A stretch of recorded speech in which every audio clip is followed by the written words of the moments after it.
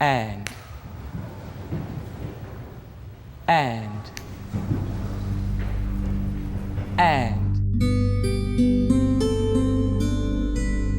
two, two, two, two, two, two, two, two.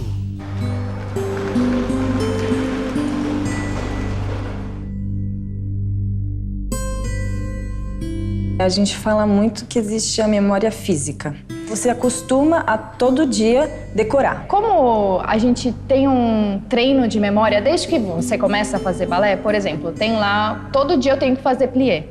Mas todo dia eu tenho que aprender uma maneira de fazer esse plié. O professor passa diferentes combinações do mesmo passo. Então, desde que a gente começa a dançar, já vai treinando esse processo de memorização rápida. Acho que é que nem um ator, né? Que tem que decorar a fala. Você já está tão acostumado a esse processo que pra gente já entra direto no corpo, a gente vai reproduzindo. De vez em quando esquece um pouquinho, dá um branco, mas só voltar e revisar. 2, 3, 4,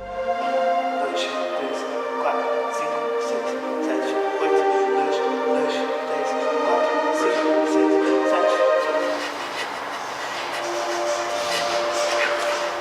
6, 7. Eu acho interessante ver como cada coreógrafo tem o seu processo. O ensaiador, ele precisa entender o que o coreógrafo quer dizer e ele é responsável por manter esse trabalho o mais íntegro possível.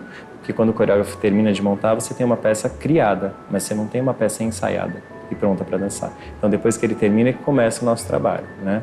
De colocar o trabalho pronto para ele chegar no palco. Com a Márcia foi incrível, né? Ela dava quase tudo de mão beijada. A partitura é um conjunto de passos, né? Que ela vai criando. Que na dança clássica a gente chama de partitura, né? Você pode... É como se fosse uma partitura de música e você escreve todos os passos ali. O processo criativo, ela já tinha praticamente tudo na cabeça dela, ela ia passando e a partir daí a gente aprende e depois com os ensaiadores a gente vai aperfeiçoando essa partitura, né?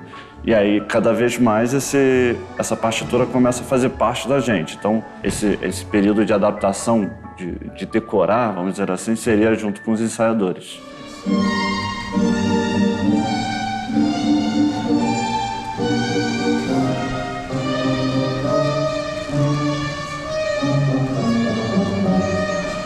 Quando são trabalhos que têm uma linguagem clássica, ou um trabalho que é realmente clássico, ou um neoclássico, é um pouco mais fácil de aprender porque já existe uma nomenclatura, então a gente consegue usar os nomes, né, dos passos para criar uma sequência. E outros trabalhos que têm contemporâneos com uma linguagem mais expansiva, mais aberta, às vezes você decora um pouco pelas ações, né, ou pela parte do corpo que se mexe. Então, braço, mão que entra, mão no ombro desce, gira pela direita, vai para o chão e sobe. Usa um pouco das ações e as partes do corpo para saber o que vem depois do quê. E aí você vai criando esse roteiro.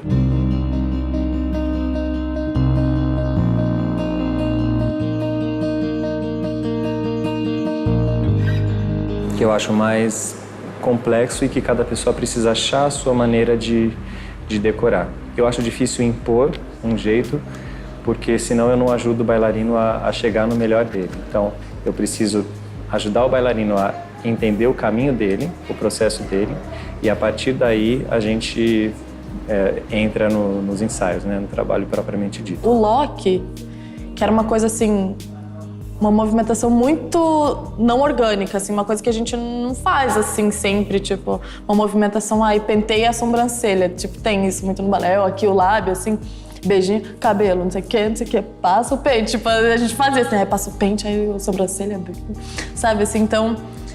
E também tinha o negócio do iPad, né, ele passava a coreografia, que ficava uma pessoa gravando com o iPad, aí ele ia pra uma outra pessoa passar uma coreografia, a gente ia lá no iPad tentar decorar, aí no final do dia eu anotava. Teve um episódio muito curioso comigo, porque eu não dançava o Lock, né, o Eduardo Lock.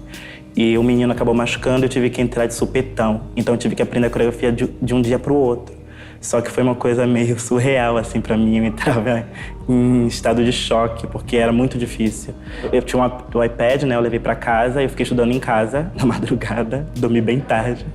E aí cheguei no outro dia e foi sorte que o lugar desse menino não faz muita coisa, assim, né? Mas foi uma experiência bem louca, assim.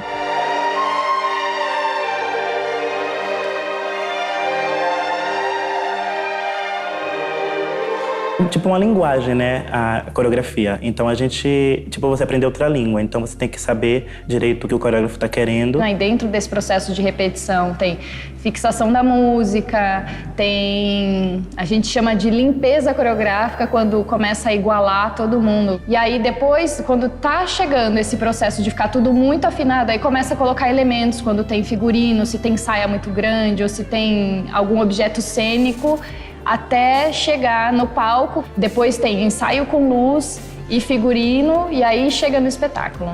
Depende do coreógrafo. Às vezes tem gente que fica montando até o último dia. Ou monta, às vezes eles montam e ficam mudando ainda a coreografia. A gente fica louco, a gente bailarina já decorou um negócio.